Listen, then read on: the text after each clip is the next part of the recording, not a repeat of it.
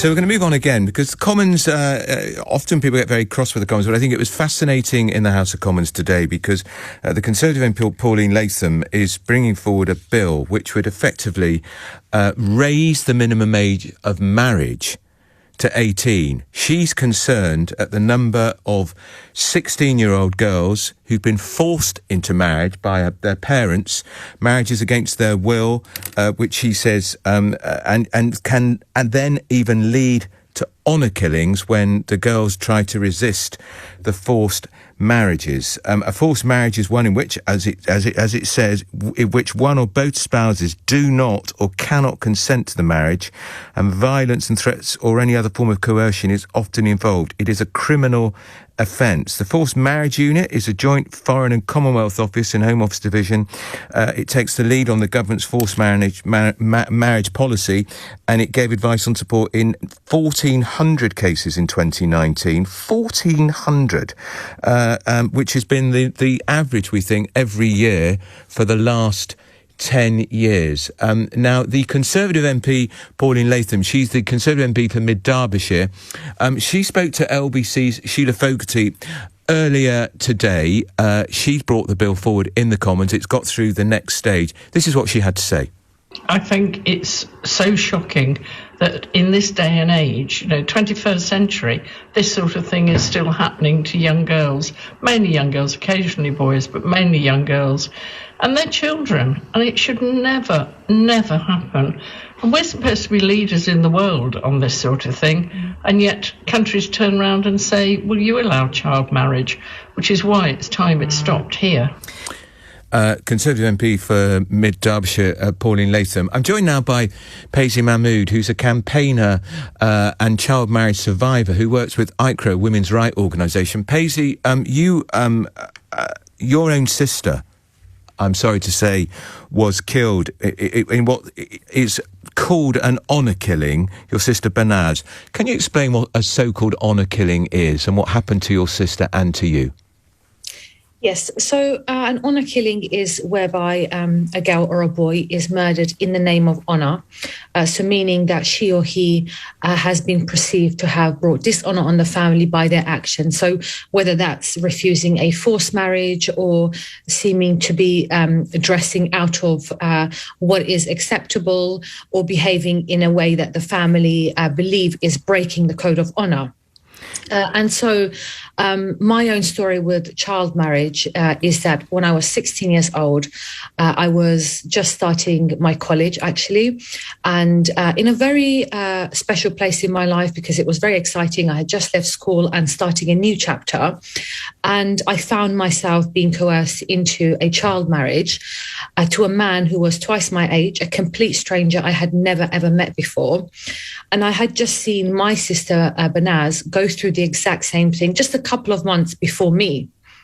And so I'm sure you can imagine the power dynamics in those situations where we were children and these are adult men. So we both experienced several types of abuse in those marriages. And for my sister, when she felt as though she didn't want to stay in that abusive marriage and she wanted to be saved, she returned to my parents' home. But this was one of her actions that was deemed to be unacceptable and breaking that code of honor for leaving her abusive husband. And just a few months after she left her abusive marriage, she was threatened, harassed, monitored constantly. And then quite tragically, in 2006, her life was taken in a so-called honor killing because she had left her child marriage. So that's really to say that these can be the devastating effects of child marriage, and this is the impact it can have on girls. Your sister, how old was she when she was murdered? She had just turned 21. And was that in Britain, or was she living? Yes. Yeah, and this all happened in London. In London, and you got out of your abusive marriage. I did, yes. It was actually as a result of my sister's murder that really encouraged me to pursue my divorce, which I was just turning 18, and it was an extremely difficult thing to do. So to go through all of this as a child right here in the UK, it's unimaginable. I had to try to pursue a legal divorce because both me and my sister had ceremonies that were both religious and also registered. So we had official marriages as well as religious marriages. And so I had to try to pursue that system on my own, and having no idea as a child how to even do that through the legal system to try and obtain a divorce from my husband. Your family, your parents conspired and connived in all of this? And my parents did coerce me into that marriage, yes. And this, we know, Payzee, still happens. I'm going to be talking to an MP about this in a moment, but the Foreign and Commonwealth Office and Home Office Division that takes the lead on forced marriages have been involved in roughly about 1,500 cases a year. That's just the ones they know about. Yes, exactly. And this is part of the problem. We're talking a lot of the time about registered marriages because these are marriages that officially get registered in a registry office. But there are a lot of marriages that are happening, whether they're customary or traditional or also religious. And those ones are not under obligation to get registered. So really the picture can be quite hidden. And if you really think about it, the numbers that we're seeing, they are likely to be so much higher, and so many more children are at risk of child marriage, than we know it. And you mentioned the forced marriage statistics. Yeah.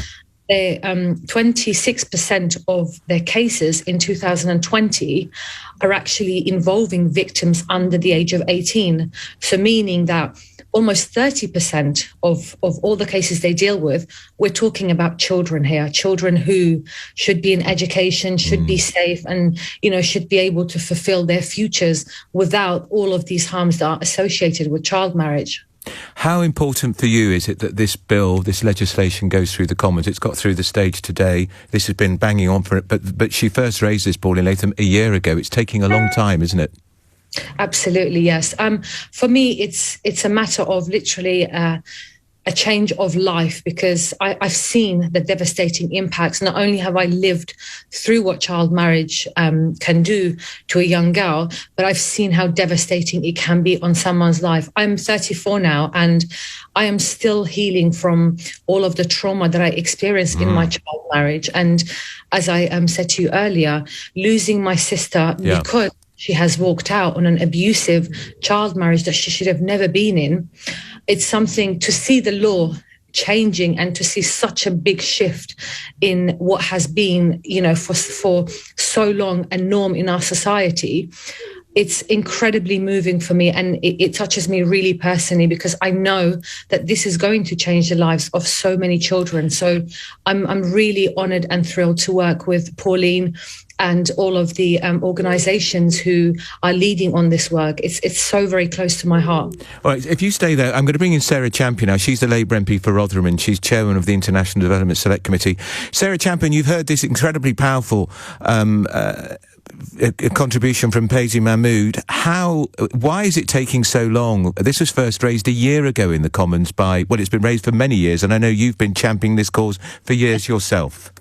Yeah, so first of all, I need to just pay my respects to Paisley. She is a remarkable woman, and the campaigning she has done is a lot of the reason why we're here today, having got over probably the biggest hurdle in making this actually become law. And yes, it's taken years. I mean, I first got involved, I think it'd be about 6 years ago. And at the time, everybody thought that we were quite mad, couldn't understand why we wanted to do it. Unfortunately, because Paisley and others keep on speaking out, people now understand the horror of what's going on in our own country. I know when I first started campaigning on this, everyone was like, but we don't have child marriage in the UK. Yeah. And actually we do, because legally we accept that a child is a child up to the age of 18. So 16 and 17-year-olds marrying are children. And it's created all sorts of other problems in the law. So 16 and 17-year-olds don't have anywhere near the same protections that under 16s do. So this, I know it feels glacial, but actually for Parliament it's quite quick. And hopefully, if everything goes according to plan, I would say by this time next year, if not a little bit earlier, this ought to be the law. But I think just talking about it sends out a chilling effect to anyone that's considering it, because it's not the children that are going to be prosecuted, it's the people that have facilitated this. There'll still be the worry, won't there, Sarah Champion, that even if this law changes, that some parents will be so determined they're going to do this that they'll almost kidnap the child. Well, I think that's literally happening now. I think the brainwashing begins at a very early age. I know that, if you're a 4-year-old and told that you're marrying your much older cousin from that age, it's just what's going to happen. It's also what's pernicious about the unregistered marriages, because a child just accepts it as normal, but nobody knows about it because it's not on the official register. So all the protections that you ought to see are not in place. And I hope that what will happen now is the wider knowledge of it will make people think twice about it. But the thing that I'm really, really concerned about is when currently professionals do either turn a blind eye or accept it as, it's a custom, it's a tradition, so we won't get involved. And it's not. It's child abuse and exploitation. They won't have that excuse anymore. So if they start to realise something like this is going on, they then have a duty to step in, and the law will follow them if they don't. Who are those professionals who are turning a blind eye? Oh, well, I have to be blunt about it because it's in a lot of reports. Yeah. Came out of Bradford very recently of a social worker going to a wedding of a religious wedding, but not a legal wedding, of a 15-year-old in her care. So, and that was recently. I mean, I have to say this isn't a race issue; it's a religion issue. Because when I first heard Payzee speak, she chilled me to the bone, because it reminded me of a white British Christian friend that I had, that I suddenly realised had gone through the exact same thing. She married a man much older than her, a white American Christian who she'd not met before she actually married him. She was 16, he was much older. He was incredibly abusive to her, but because it was seen as the right thing to do in God's eyes, she went along with it for a number of years, and I hadn't put two and two together until I heard Payzee speak. Yeah, can I just find on that? The Home Office say the number of cases in 2019, 1,400, the same it's been every year since 2011. As I said to Payzee Mahmod, we don't know actually what the figure is, because it's almost certainly much higher. Exactly. Well, Karma Nirvana have also been doing loads of work on this, and they run the forced marriage helpline.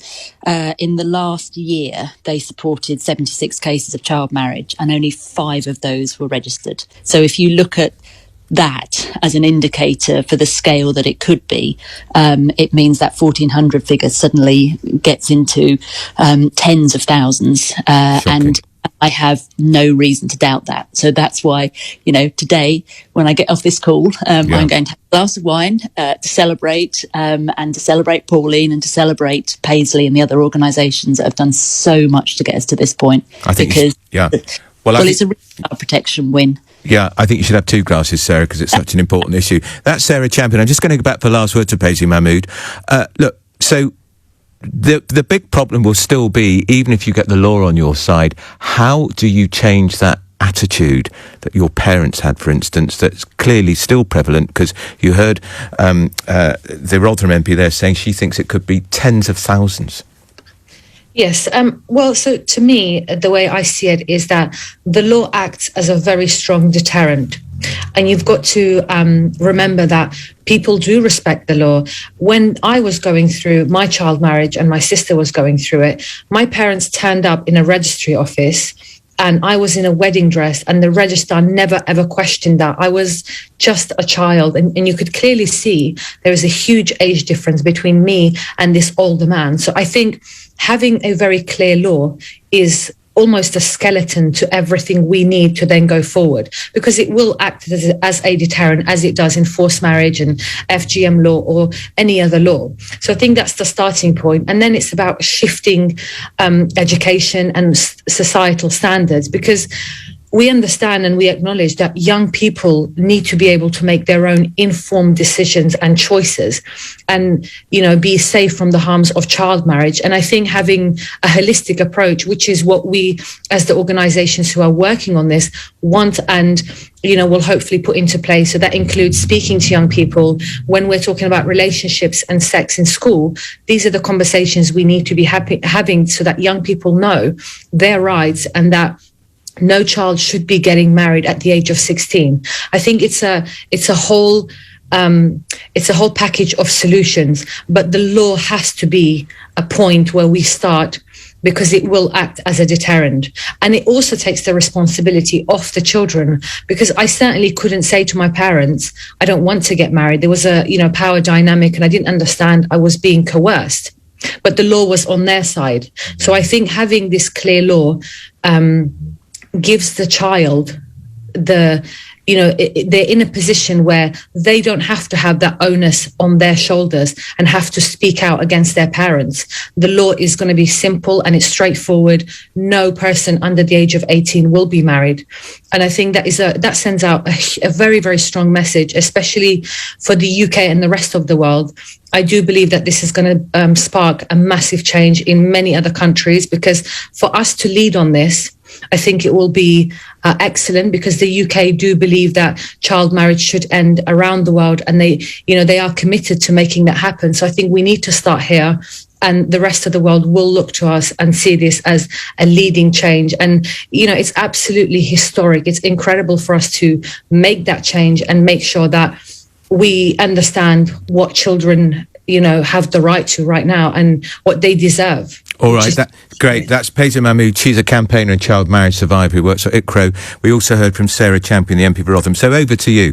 Look, it's just right, isn't it? You're too young to be married at 16 or 17, and that's without even forced marriages being brought into the situation. Who thinks you're not? 0345 6060 917. Who else knows evidence, examples of families who have coerced children into forced marriage? And what of the idea that actually you don't leave school till you're 18? Why on earth can you be possibly married at 16? Too young,